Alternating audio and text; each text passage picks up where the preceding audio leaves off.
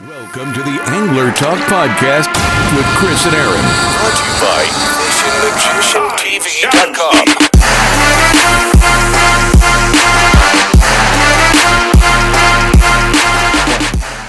What is up, everybody? It's Chris and Aaron back again with another weekly episode of Angler Talk. How we going, brother? Good, man. Good. It's been a productive week, Chris. I finally got the drone in the mail, so we're gonna make some videos here shortly. Been out fishing as much as possible, dude. We're getting these midday rainstorms where it's kind of cooling down the temperature to where you're actually able to get out and do some fishing. And I'm doing a bunch of pond hopping, man. I'm not taking the boat out as much, doing a little work to it, but we're doing some bass fishing, man. What's up with New Jersey, bro? The temperature's perfect. New Jersey is going good. We had this past weekend and got a little bit cold, a little bit chilly, but the bite is still red hot, man. The stripers are biting, the blues are biting, the weak fish in South Jersey are biting, the fluke are biting. I mean, it's hot. I mean, this is that time of year that everybody is just it's game on. You know what I'm saying? Sure. But I'm glad to hear you saying some pond hopping. To get back to the roots, to where it all started. That's always a good thing for sure. Yes, sir. Yes, sir. And that's where it did, man. The bicycle, the pack of hot dogs, stealing Nan's bacon out of the refrigerator and going out and catching some sunnies, dude. That's where it all started for me. And that's where it all started for a lot of these guys that we interviewed, dude. And, we definitely got an amazing one this week, bro. Absolutely, man. I'm glad you brought that up. This week we have, who is well known, the Poconos Outdoors man, George Shower, who now works for the FISHERMAN magazine. And George runs a phenomenal podcast back in the day. He's taking some time off, taking a little hiatus, but he's getting himself situated into a new home. So we can't wait to see him come back for sure and show us the great Poconos. So I hope you guys enjoyed this interview with George. And here we are with George Shower, one of the writers over at the FISHERMAN magazine. How we going, bud? How we doing, guys? Good to see you. Thanks for having me on. Yeah, man, it's our pleasure to have you on. Have some people that's more into the industry actually, writing about this stuff every day. It's great to have you here. I really appreciate that. Yeah, that's definitely one of my passions for sure. Yeah. So you are known as the Pocono Outdoors Guy. So how did that get all started for you? What gave you the idea to just say, you know what, let me show my area and just show how beautiful and how great the fishery is over there?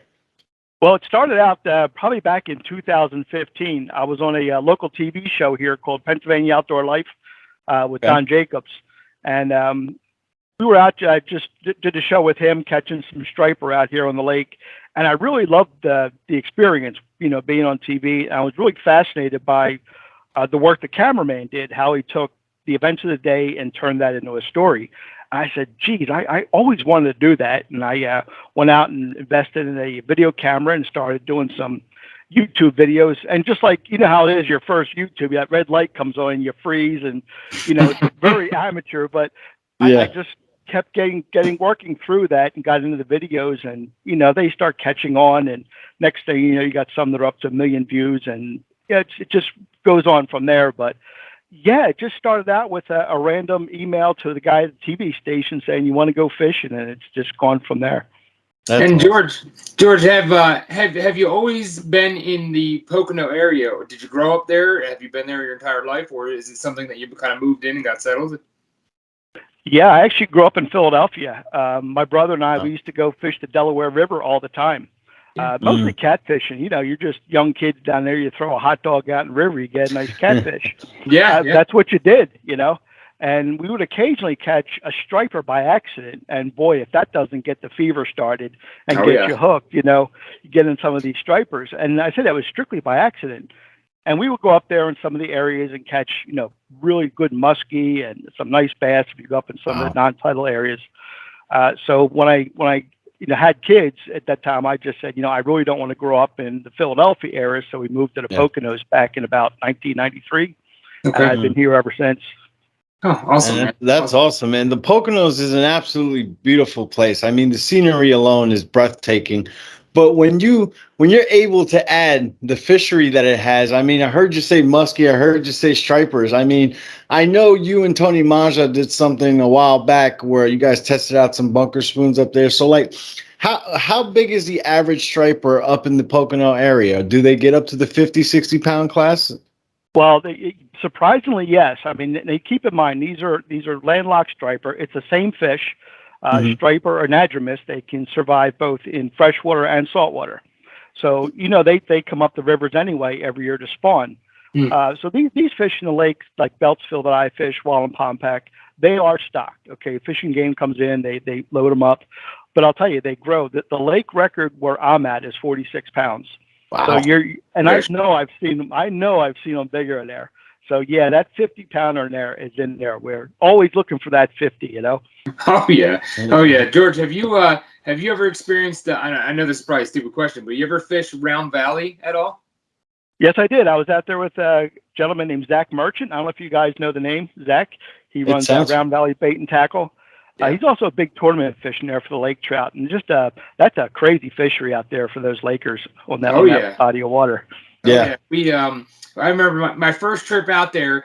I was sent in. We pull into ShopRite parking lot, and my buddy sends me in for a can of corn, right? And I'm like, he's like, get me some shrimp and get a can of corn, and I'm like, are we eating? Are you hungry? I mean, we can go to McDonald's, my guy. If you want something to eat. He's like, no, listen, Aaron. He goes, one of the locals told me cocktail shrimp and corn. You chum them up with the corn, and then you fish them with the cocktail shrimp, right? So, George, I go in. I grab 4 or 5 cans of corn. I grab every freaking container of cocktail shrimp they got, and I come back out, and he's looking at me dumbfounded. And I'm like, what, man? I mean, this was crazy to begin with. He's like, Aaron, you bought cream corn, dude.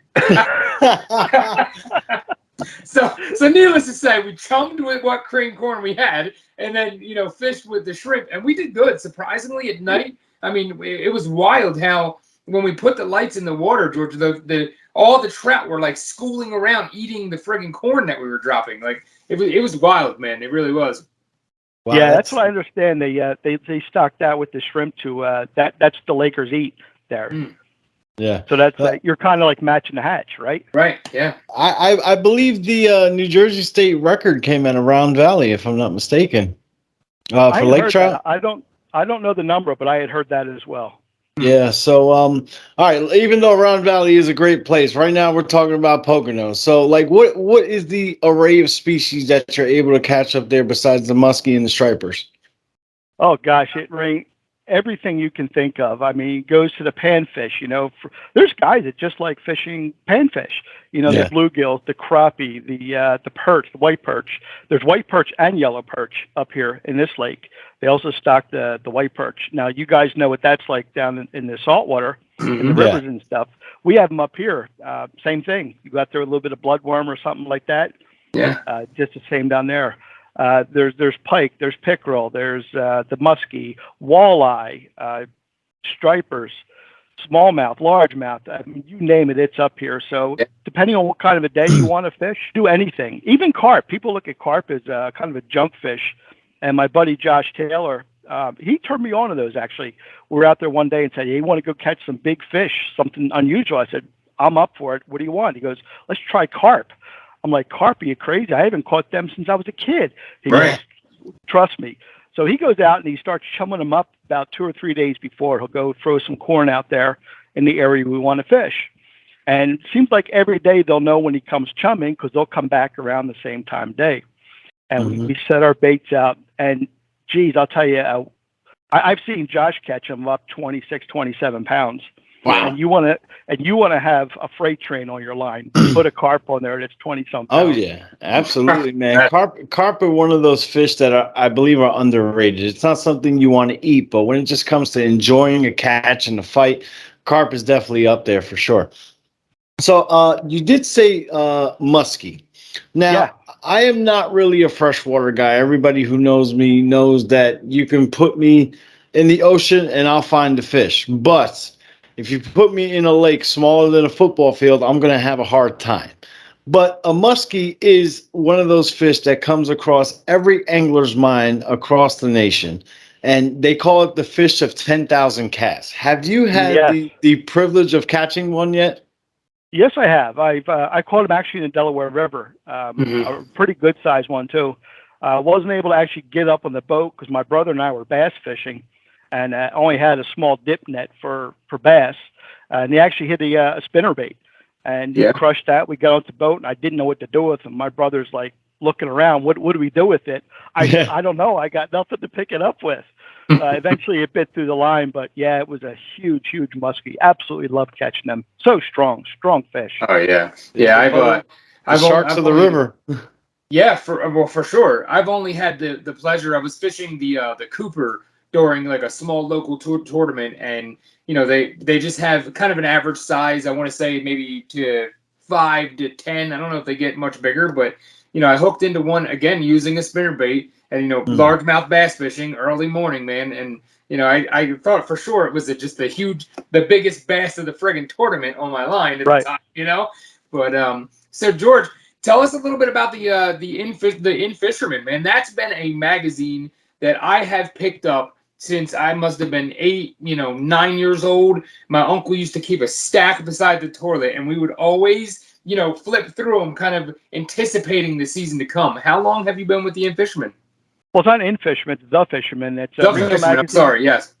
Yeah, it's a regional magazine up here in the Northeast. It goes from New Jersey, Delaware Bay Edition, which is the group that I work with mostly, and it goes up through New York and then up into New England as well. And I've never met a bunch of dedicated people as these guys are. I mean, they're just hard at it 24/7. They're just always there. I've been working with them for probably 3.5 years now. Okay. Jim reached out to me back. We were doing some ice fishing. He goes, "Hey, would you mind doing a quick little 30-second thing on ice fishing in the Poconos? Let us know conditions and stuff." I said, "Jim, I'm honored. I would certainly love to do that." And I never gave him a break. So every week I turn in my report to him, and he keeps saying it's good. So I guess I got a job still. That's great, man. Hey, man, he cracked the door open just a little bit, and you kicked it wide open and walked in, man. That's awesome. Well, it's such a great team of people. Come on, like you say, you read the magazines for all your life, and you see them on YouTube, and just the honor of working with such. I mean, Jim, John DeBona, Mike and Joyce. That the whole team there is just phenomenal. So I really feel honored, and we get to doing these shows. Down the Philly show, the Atlantic City show, and all that. Just meeting the people is phenomenal. You get to just shake hands and hear their story, and they love to tell you about the big fish they caught. They love sharing pictures, and that's what it's all about, just the love of the sport. Absolutely, man. I mean, just speaking about the shows, the last 2 shows that I visited was the Saltwater Expo and the Philly show, and in both shows, the first 2 people when I walk in the door I see is you and Jim. I know you guys put in a lot of hours, a lot of hard work to bring out the content for the people to read that is going to make them enjoy what they're reading. And it keeps us all informed, with the regulations and everything that's going on. And the Fisherman Magazines does one of the most coolest giveaways that I've ever seen. I mean, which is the Dreamboat Challenge. I mean, you have the opportunity to win a boat, which I don't even know how much it costs, and all you got to do is fish for it. And it's probably one of the coolest things that is out there, for sure. So I think that's one of the ways they reward their subscribers, and actually some of the people refer to it as a membership. It's kind of like an exclusive club when we do these things. But they get very passionate about the magazine and getting involved. And you're right. It's a great, Steigercraft is a great sponsor. And geez, to win a brand new, I'd love to win a brand new Steigercraft. It's a shame I can't be included. But George, I mean, I'll tell you what, dude, the stories that were in that magazine when I was younger, I feel I connected with it because it wasn't like you were hearing from a Harvard professional trying to explain how striped bass is spawning, but you were literally hearing from a guy that has been on the water in Delaware or been on the water behind Brigantine, and they explained it through their eyes what they were seeing, man. I mean, I think that's why I connected so well with that magazine. And it's all local. It's regional. It's not like you said, it's somebody from God knows where reporting on it. It's the guy that's right there telling you how it's done and what's working. Yeah, absolutely. And that's the best possible way to receive information. Sure. But just to go back to what we were talking about before, I just want to take a second to give Alan Steiger a humongous shout out because that man builds a phenomenal boat. I have a buddy who I actually ended up working with in the Florida Keys, Captain Greg Fabrizi from Manic Sport Fishing. He has a 31-foot Steigercraft, and he's going 40 knots, man, and you feel like you are sitting on a cloud. That is one of the coolest boats I have ever been on, for sure, without question. I was looking at one time, and the deck on them is so solid. I mean, the boat is solid, stem to stern on them things. Absolutely. They build a hell of a product, that's for sure. It's built for a Yeah. fisherman's need. All right, so George, in the very near future, but what do we have in store from the Pocono Outdoorsman, man? Are you going to be kicking up the guiding more this season, or are you kind of like gearing it towards like the video audio kind of thing with the podcast, or how's that going to go? We got a couple irons in the fire. My original intention was to start guiding, but some things changed and decided not to go that direction. A couple of things we have going. One, yes, we are going to start the podcast back up. We did a live show a couple of years ago, and I still get asked at the shows if I'm going to start my show back up again. And I said, well, soon. I'm in the middle of a move right now. That's why I'm in my living room and not my studio. My studio's all packed up at the moment. So when I get my move finished, I get my studio set back up, I probably will set something back up with my YouTube channel and maybe some podcasts as well. I teamed up with a friend of mine out in Oregon, a guy named Ted Johnson. He runs marketing for guides. And we're starting a little effort called the Outdoor Marketing Guys. And we're trying to help folks with digital marketing, the guides, the lodges, all the people in the business end of things to help anglers. There's a guy that's, there's so many new guides out there, and it's so great to get out with a guide, but they can't get their word out. So we're trying to help them with some digital marketing so they can get their message across out to the people, book some trips, etc. So that's a project we got going. I'm trying to write a whole lot more with the Fisherman magazine. Jim's given me some great opportunities to do some articles, so I plan on working with him a couple more articles this year yet as well. I'm looking forward to seeing them, George. I really am, man. I'm really excited about what you just said, with the marketing for, lodges and guide services and stuff like that, because for two guys, especially like me and Aaron, who we have very big aspirations. We want to travel this entire beautiful country and fish it. And, a service like that can tell you, hey, you're here on the map. You know what? There's this guy, there's this lodge. That is something that is off the chart. So what gave you the idea for something like that? Well, my buddy's been doing it for quite a while, Ted, out there in Oregon, and he's been kind of handling the West Coast, does very well out there. And he was looking at branching out into the East a little bit. And actually, we met through a common contact up in the Great Lakes at one of I think she's a Harrisburg show out here in Pennsylvania. Okay. And we've been talking for a little while, and we thought, well, let's team up, put our efforts together, kind of do a little joint venture so we can bring the assets we both bring to the table and see if we can help a lot of these people that are trying to get, their business is growing. So it's, maybe we're not helping the angler directly, but we're helping the people that service the anglers get their businesses up, running, marketed, so people can find them. Yeah, no, that's awesome, George. It really is, man. And again, like Chris said, to be able to, look at Google Maps, kind of pinpoint an area and then pull up a directory of what guide services are in the area, what lodges are in the area, man. I mean, to be honest, I can't wait. That's a game changer. Yeah, I flipped through your Instagram and I saw that, you were kind of promoting that a little bit. And I mean, God, I'm looking forward to that. I really am, and see what that comes out to be. Yeah, it's going good. We're just about ready to launch some things here. So when we get it wrapped up, we'll give you guys a holler. For sure. Yeah, no, absolutely, man. Yeah. George, so I try to ask every guest that we have on our podcast. So this is a new question that I'm kind of spreading across here. If you could give the listeners and the watchers the worst trip, right? The worst fishing trip, the most memorable because it was the worst trip, kind of idea on what that trip looked like. Oh, geez. There have been some bad trips. I mean, like we'd like going to Lake Ontario. My brother and I, my son, we would go up there and, spend a couple of days going for salmon, lake trout and stuff like that, and steelhead. And geez, I think, you drive several hundred miles up there, you burn $1,000 in fuel, and you got to sit there on the dock because there's, 20-foot waves off the lake. There's nothing you can do. That sucks. Yeah, that's pretty bad. That does suck, man. But, we have spoke about the Pocono Outdoors TV show. We spoke about the Fisherman, but you're on the show called Angler Talk. So now we got to ask you about fishing. How has the fishing been for you this season so far? Starting out slow. Weather's been the challenge this year. We've had that real cold spring. your smallmouth are there.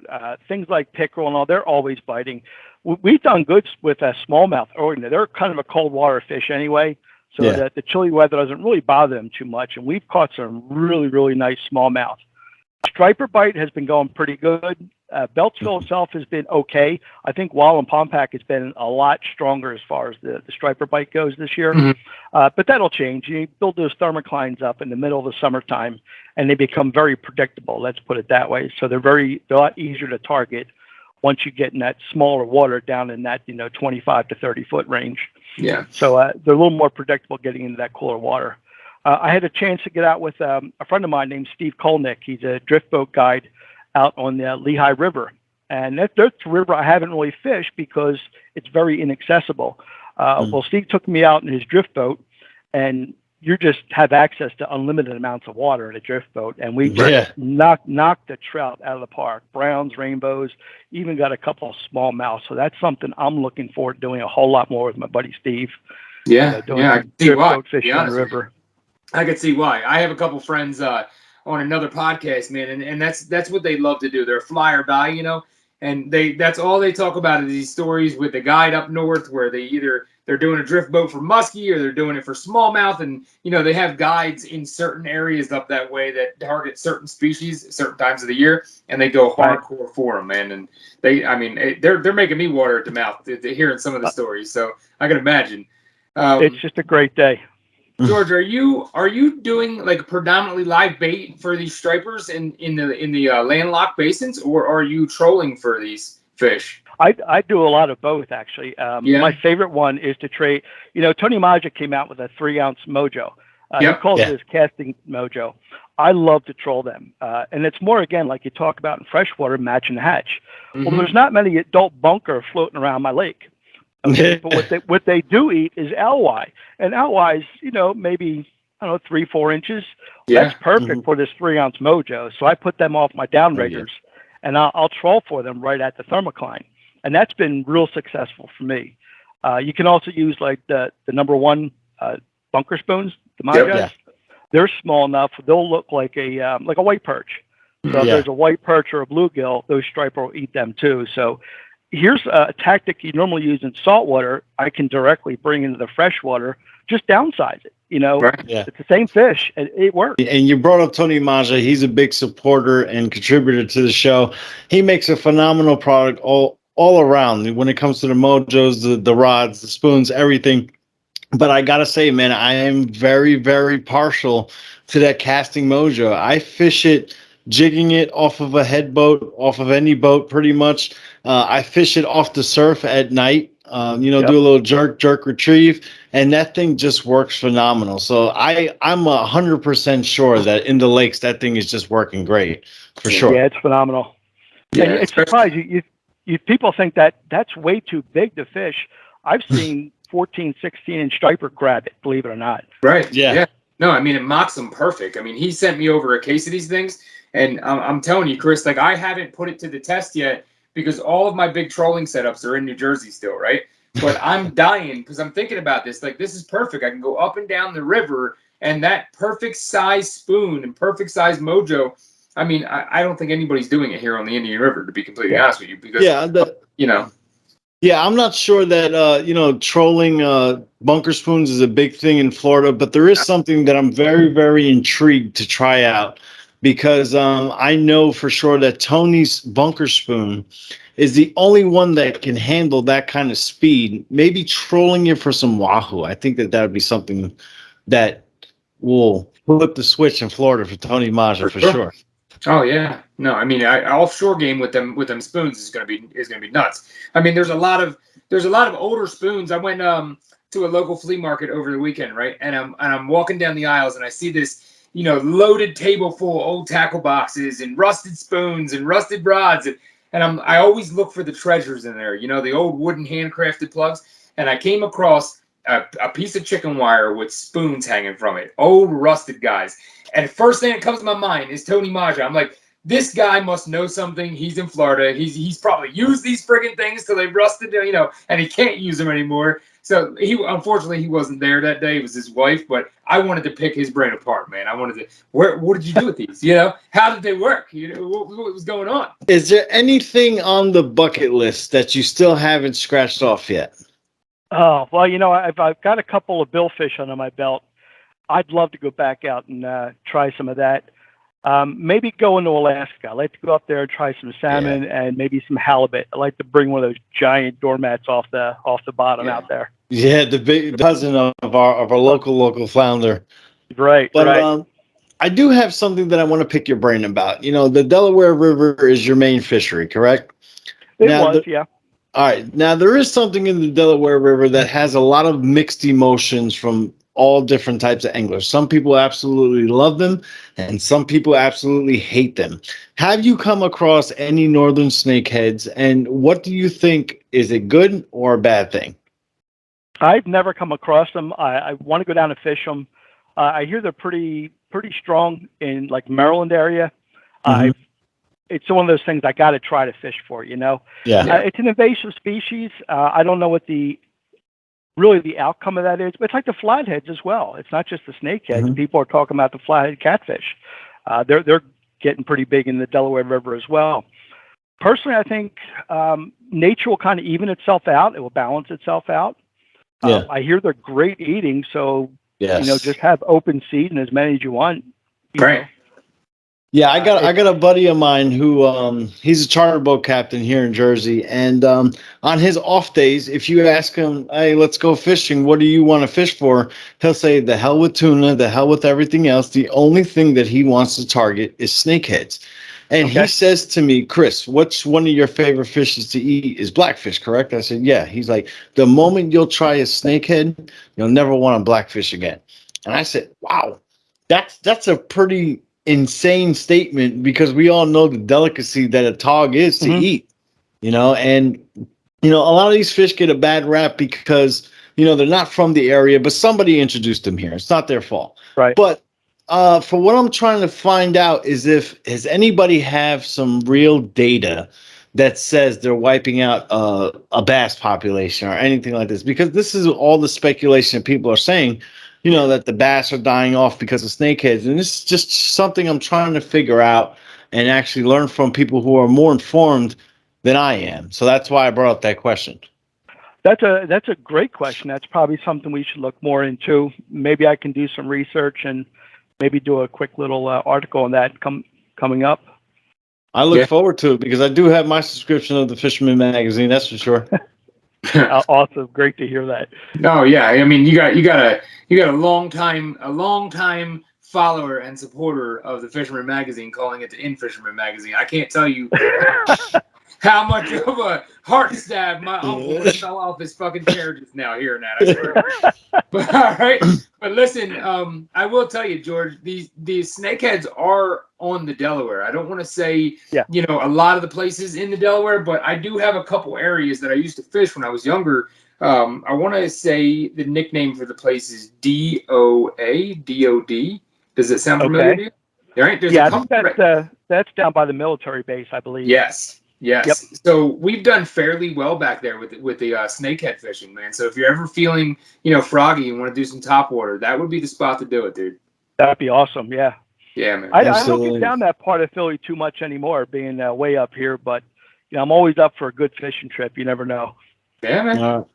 Yeah, George. Well, I know we're running out of time, and I know you are a busy man. So is there anything that you want to leave with the viewers? Let them know when or how you're thinking about coming back. And I will definitely leave a description and a link below to your YouTube channel so everybody can see what's going on in the future with the Poconos Outdoors, man. Well, I really appreciate that. Yeah, I say I'm moving into my new place, and I'll need a couple months to get things reset. Probably look for me around the third quarter, maybe fourth quarter of this year. We hope to be coming back out with some new videos, doing more fishing, and you can always catch us every week with the Fisherman magazine. Absolutely, guys. Well, you heard it here first.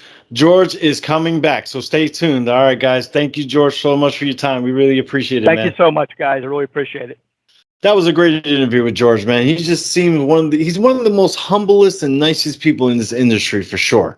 Oh yeah, I mean, and besides the fact that I butchered the Fisherman magazine name, dude, I'll never live that one down. I mean, Chris, that's been a magazine, like I said to him, that's been in a plentiful abundance next to every toilet in every gentleman's house in my family, dude. I mean, that's a must read before you even pick up a rod, before you even think about where you're going to go plan a trip. That was a must read for my family, dude. I mean, it gave us all the in-depth information on what's going on in the Delaware Bay, what's happening down the Jersey Shore. And this is a time before social media. So nobody could get on and look at all the reports on what's going on because it didn't exist, dude. I mean, it was that magazine or bust, for sure.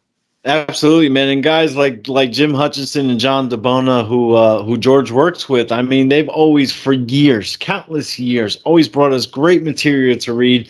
And like I said earlier when we spoke with George, one of the coolest tournaments that you can possibly get in here on the East Coast is this Fisherman Magazine boat giveaway. I mean, you can literally just catch a few fish and get lucky enough to win in the poundage, and you're going to get somewhere between $150,000 to $200,000 boat. I mean, it's unspeakable, Not many people do that. You're like, yeah, $10,000 purse is great, but how many people can say that they won a $250,000 boat fishing? Right.